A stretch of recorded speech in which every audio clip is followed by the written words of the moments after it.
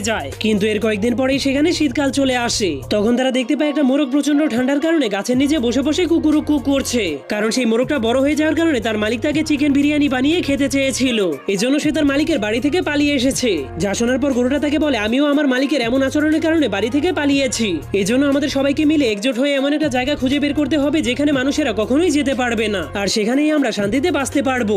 যা শোনার পর সেই মোরগটাও তাদের সাথে যেতে শুরু করে। কিন্তু তখন তাপমাত্রা -25 ডিগ্রিতে পৌঁছে যাওয়ার কারণে প্রচন্ড ঠান্ডায় তাদের অবস্থা অনেক খারাপ হয়ে যায়। তবুও তারা সবাই হার না মেনে অনেক পরিশ্রম করে তাদের জন্য একটা ঘর খুঁজে বের করে ফেলে। এরপর তারা সবাই একসাথে মিলে সেই ঘরের মধ্যে বসবাস করতে শুরু করে। কিন্তু একদিন একটা শয়তান শিয়াল জানলা দিয়ে মোরগটাকে দেখে ফেলে। এরপর তাকে শিকার করার জন্য শিয়ালটা ঘরের বাইরে অপেক্ষা করতে শুরু করে। কিন্তু মোরগটা ঘর থেকে বাইরে বের হলে যখনই শিয়ালটা তাকে শিকার করতে যাবে, তখনই শুকরটা এসে দরজাটাকে অনেক জোরে খুলে দেওয়ার কারণে শিয়ালটা দরজার সাথে বাড়ি খেয়ে উড়ে যায়। এজন্য শিয়ালটা বুঝতে পারে সে একা একা কখনোই এই মোরগটাকে শিকার করতে পারবে না। এজন্য সে তার মাথার বুদ্ধি খাটিয়ে নেকড়ে এবং ভালুককে লোভ দেখিয়ে